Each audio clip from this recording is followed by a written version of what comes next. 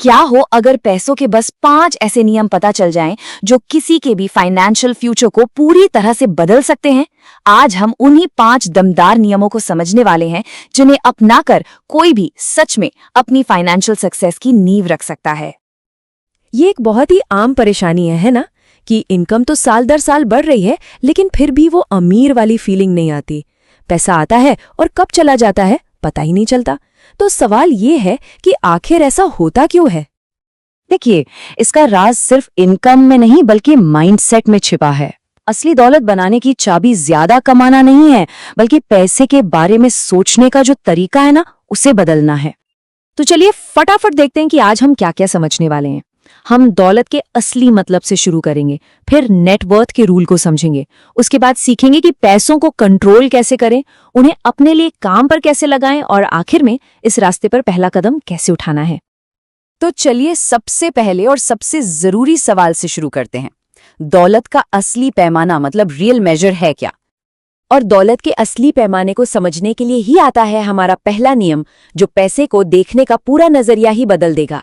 नियम है, अपनी महीने की इनकम के बजाय अपनी नेटवर्थ पर सोचना शुरू करें। ज्यादातर लोग, एक्चुअली हम सब, सिर्फ अपनी मंथली इनकम पर फोकस करते हैं। 50,000, फिर 1 लाख, फिर 2 लाख। लेकिन आज से ये सोच बदलनी होगी। असली ध्यान मंथली इनकम पर नहीं बल्कि कुल नेटवर्थ पर होना चाहिए। तो ये नेटवर्थ है क्या चीज? इसका फॉर्मूला बहुत ही सिंपल है। आपके पास जो भी है, मतलब आपकी सारी संपत्ति यानी एसेट्स, उसमें से आपकी सारी देनदारी यानी लाइबिलिटीज को घटा दीजिए। जो बचेगा वही आपकी असली फाइनेंशियल पोजीशन है। एसेट्स मतलब वो चीजें जो जेब में पैसा डालती हैं या जिनकी कीमत टाइम के साथ बढ़ती है, जैसे कि जमीन, स्टॉक्स और म्यूचुअल फंड्स या फिर सोना चांदी।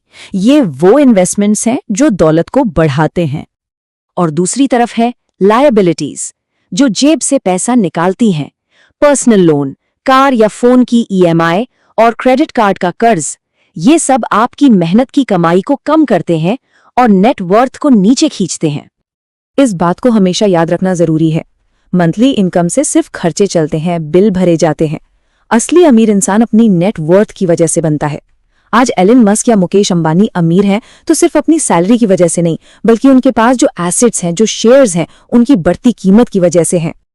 चलिए अब अपनी दौलत को बचाने की बात करते हैं। अगले 2 नियम एक तरह से आपकी फाइनेंशियल डिफेंस स्ट्रैटेजी हैं, जो आपकी नेटवर्थ को सुरक्षित रखने के लिए बहुत जरूरी हैं। नियम नंबर 2, आमदनी बढ़ने पर भी अपने खर्चे ना बढ़ाएं। अक्सर होता यह है कि जैसे ही इनकम बढ़ती है, लाइफस्टाइल, फोन, गाड़ी, सब कुछ अपग्रेड हो जाता है। अगर कोई इस जाल से बच गया तो इन्वेस्ट करने के लिए हमेशा एक्स्ट्रा पैसा रहेगा। और हमारा तीसरा नियम लोन्स के बारे में है। स्मार्ट लोन और बैड लोन के बीच का फर्क समझना बहुत बहुत जरूरी है, क्योंकि हर कर्ज बुरा नहीं होता। यहाँ फर्क बिल्कुल साफ है। स्मार्ट लोन से एसेट्स खरीदे जाते हैं, मतलब ऐसी चीजें जिनकी कीमत समय के साथ बढ़ती है, जैसे घर या जमीन। ये नेटवर्थ को बढ़ाता है। वहीं बैड लोन उन चीजों के लिए होता है जिनकी कीमत शोरूम से निकलते ही गिरने लगती है, जैसे नई कार या फोन, और ये नेटवर्थ को कमजोर करता है। डिफेंस तो हो गया, अब ऑफेंस की बारी है। अगले 2 नियम दौलत बनाने की अटैक वाली स्ट्रैटेजीज के बारे में है। चलिए देखते हैं कि पैसे से पैसा कैसे बनाया जाता है। नियम नंबर 4, पैसे को कभी भी खाली मत बैठने दो। अगर किसी के बैंक अकाउंट में लाखों रुपए पड़े हैं तो वो पैसा असल में अपनी कीमत खो रहा है। अमीर लोगों के पास जैसे ही पैसा आता है, वो उसे तुरंत कहीं न कहीं काम पर लगाने के बारे में सोचते हैं। क्यों?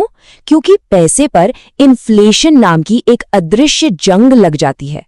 ये जंग हर साल पैसे की खरीदने की ताकत को कम कर देती है, जिससे आपका पैसा कमजोर हो जाता है। इसे ऐसे समझिए, मैकडॉनल्ड्स का बर्गर तो वही है, लेकिन उसकी कीमत बढ़ गई है। असल में चीजें महंगी नहीं हुई, बल्कि हमारा रुपया कमजोर हो गया है। इसीलिए पैसे को हमेशा काम पर लगाए रखना जरूरी है। और अब आता है 5वां और शायद सबसे जरूरी नियम। सबसे पहले खुद को पे करो। ये एक ऐसा नियम है जो सच में सब कुछ बदल सकता है। नॉर्मल तरीका क्या है? आमदनी आई, बिल चुकाए और जो बचा उसे सेव किया। लेकिन इस तरीके को उलटना है। जैसे ही इनकम आए, सबसे पहले उसका कम से कम 10% हिस्सा इन्वेस्टमेंट के लिए अलग रख दें। मतलब पहले खुद को पे करें और फिर जो पैसा बचा है उससे अपने खर्चे चलाएं। सोचिए, अगर खुद के लिए ही कुछ नहीं बचेगा तो नेटवर्थ कैसे बढ़ेगी? तो इन 5 नियमों को सिर्फ समझना नहीं है, इन्हें अपनाना है।